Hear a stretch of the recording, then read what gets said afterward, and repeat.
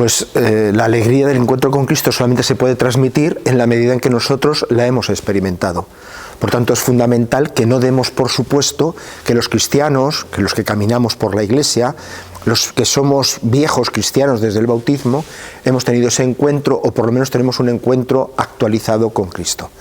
Por eso el Papa ha declarado una nueva etapa evangelizadora, que apunta a que todos los cristianos nos dejemos encontrar, y él dice incluso reencontrar con la novedad de Cristo, de quien brota toda novedad. La nueva etapa evangelizadora brota del encuentro con Cristo, del cual brota toda novedad. No demos por supuesto que los cristianos nos hemos encontrado con Cristo.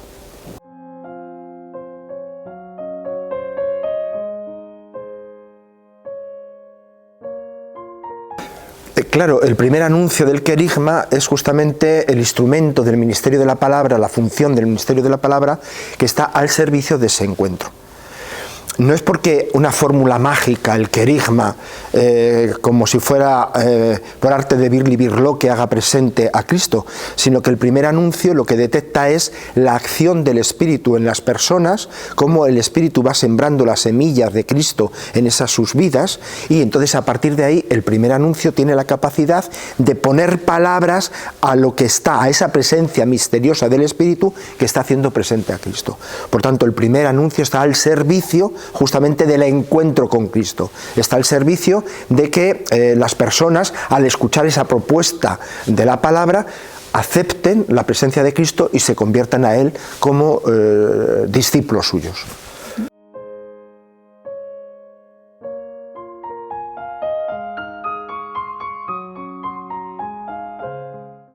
A mi modo de ver, el gran desafío que enfrentan hoy las comunidades no es solo crear actividades misioneras que en estos momentos, bueno, pues se está distribuyendo por muchas parroquias, muchas comunidades. El gran desafío es que todo cristiano, por el hecho de ser cristiano, sea capaz de hacer un primer anuncio, el anuncio de Jesucristo, allí donde se encuentra, con sus familiares, con sus amigos, en el lugar del trabajo. En la vida cotidiana, el Papa dice que la conversión misionera de la Iglesia tiene que acontecer en una Iglesia que peregrina, no solamente institucionalmente, sino en el peregrinaje de cada cristiano allí donde se encuentra. Entonces, que cada cristiano tenga la capacidad y tenga la libertad de poder proponer la fe de Jesucristo allí donde se encuentra.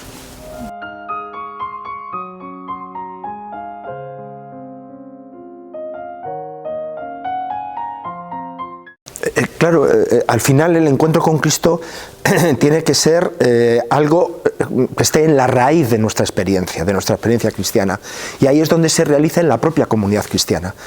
Claro, lo que nos tenemos que preguntar es si nuestras comunidades cristianas son lugares de experiencia de fe, o son nuestras comunidades son ámbitos donde siguen actuando autónomamente, por inercia, los diferentes mecanismos pastorales.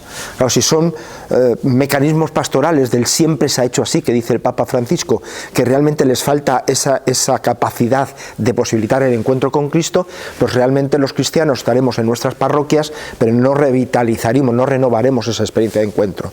Pero si en estas actividades comunitarias nos planteamos a qué, si están o no están al servicio de la presencia de Cristo, claro, que en aquellos que participemos realmente renovaremos ese encuentro y saldremos revitalizados y capacitados para luego en la vida ordinaria, cotidiana, poder anunciar a Jesús.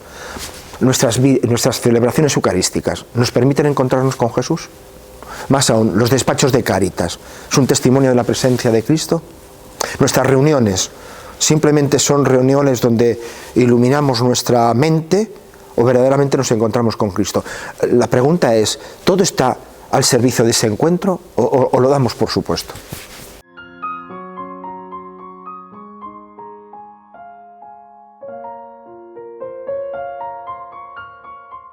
Sí, claro, esto es fundamental porque nosotros pensamos que el primer anuncio es una fórmula mágica que si la sabemos pronunciar en el momento oportuno parecería como que diera frutos. Entonces sería como que nosotros sabemos la fórmula que va a dar sus frutos. Pero en realidad no es así. El Papa habla que el querigma es trinitario. ¿Por qué? Porque es verdad, hace falta pronunciar una palabra, pero esa palabra tiene que sintonizar con la acción previniente del Espíritu en la vida de las personas. El Espíritu de Cristo está actuando en todas las personas, creyentes y no creyentes. La diferencia es que los creyentes, por la luz del Evangelio, sabemos detectarlo. Entonces, el anuncio parte de reconocer cómo el Espíritu está actuando en la vida de esa persona, cómo esa persona tiene una apertura al misterio de Dios. Y entonces poner palabras a partir del Evangelio, el Evangelio es Jesucristo, para iluminar esa acción del Espíritu, de tal forma que si la persona reconoce que lo que les estamos proponiendo es verdad, pues está llamada a dar su aceptación en la fe. O no. Nuestro anuncio lo proponemos, decimos, mira, de esta forma Jesús está en tu vida, Jesús te está tratando de liberar, te está abriendo un camino nuevo, pero si la persona no lo acepta en su libertad, lo rechaza, no pasa nada.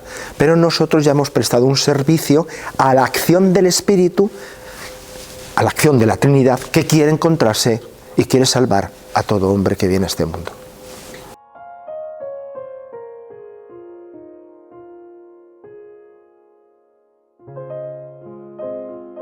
Claro, esto es fundamental porque es verdad, vivimos en una sociedad satisfecha y entonces todos tenemos experiencia de que mucha gente, amigos nuestros, familiares, no tienen oídos para el Evangelio. ¿Por qué? Porque están satisfechos, son felices, o sus frustraciones y sus miedos los derivan, yo que sé, a que su equipo gane la liga, o que va a ir a un concierto de su cantante favorito, y entonces... Pero hay momentos en las vidas que nos sitúan nuestros límites. Eso es lo que el Papa llama las periferias existenciales. Es como la hora de la verdad, donde cada uno nos tenemos que enfrentar a nuestro misterio, ¿no? Bueno, si los cristianos somos capaces de estar cerca de las personas en sus momentos periféricos, en sus límites, probablemente ahí encontramos una disposición para poder escuchar el Evangelio. Una disposición, no es matemático, ¿no? Entonces, si los cristianos somos capaces de acercarnos a las periferias, a la gente que está enferma, a la gente que está sola, a la gente que vive en el límite, a la gente que se cuestiona su vida, aunque le vaya muy bien, claro, ese es el momento donde el Evangelio, el anuncio del Evangelio, el primer anuncio, empieza a tener significado, empieza a iluminar una realidad que a lo mejor en un momento de satisfacción, pues no resulta atractivo, pero en ese momento la persona es proclive a encontrar una palabra de vida.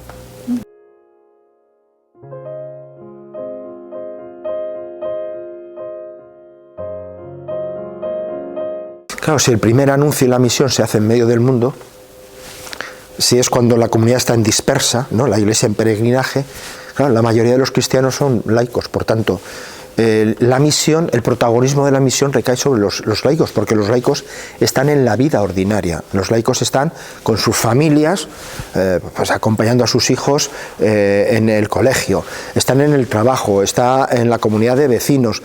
Por tanto, si la misión hay que hacerla en medio del mundo, si la iglesia en salida la representan los laicos porque están fuera de la iglesia habitualmente, aunque colaboran luego en la comunidad, pues entonces el peso de la misión, la nueva etapa evangelizadora caracterizada por la misión, está sobre los laicos.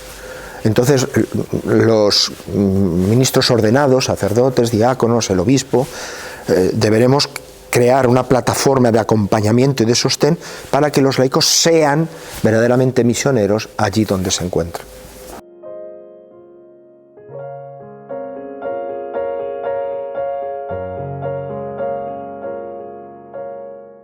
Bueno, esos dos, primero entender qué es el primer anuncio. Hoy, en estos días, o ayer, la ponencia simplemente era justificar por qué era tan importante el primer anuncio.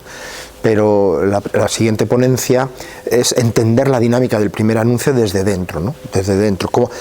¿A qué llamamos verdaderamente el primer anuncio? ¿Cuál es el contenido? ¿Por qué el primer anuncio es significativo, ¿no? Eso será la primera. Y la segunda ponencia, más o menos una pedagogía, una pastoral del primer anuncio. Un cristiano que está en medio de su mundo laboral, ¿qué pasos más o menos deberá seguir para que el anuncio no sea como algo venido del cielo, sino que pueda ser un anuncio significativo, ¿no? Y cuáles son los elementos que debería observar en la otra persona, en su interlocutor, para ver si está o no está preparado para acoger ese anuncio?